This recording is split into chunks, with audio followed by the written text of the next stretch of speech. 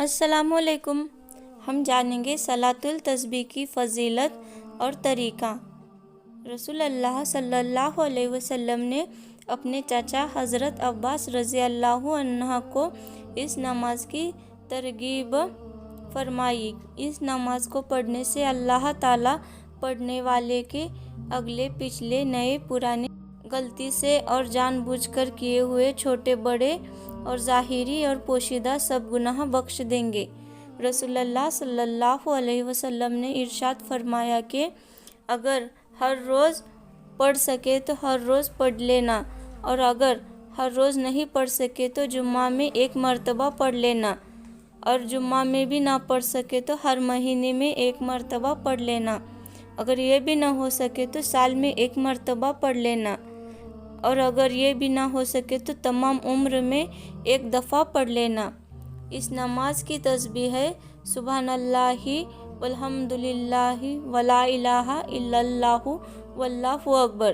اس تسبیح کو یاد کر لینا، تسبیح سے پوری نماز پڑھ لی جائے گی۔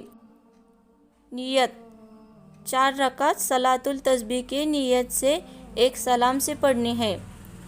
نیت اس طرح سے کرنی ہے: میں نیت کرتا ہوں یا میں نیت کرتی ہوں 4 رکعت صلاۃ التسبیح کی۔ ثنا پڑھنے کے بعد 15 مرتبہ تسبیح پڑھے۔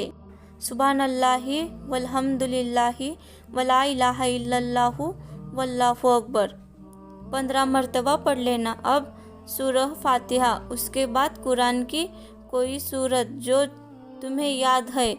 رکوع میں جانے سے پہلے 10 بار یعنی کہ تسبیح کو پڑھ لینا: سبحان اللہ والحمد للہ ولا الہ الا اللہ واللہ اکبر 10 مرتبہ پڑھ لینا۔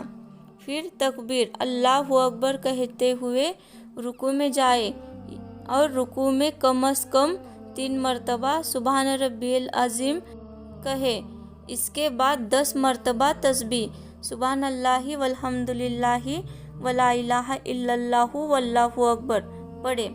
اب رکوع سے کھڑے ہو کر سمیع اللہ لمن حمدہ ربنا لک الحمد کہنے کے بعد پھر 10 مرتبہ تسبیح سبحان اللہ والحمد للہ ولا الہ الا اللہ واللہ اکبر۔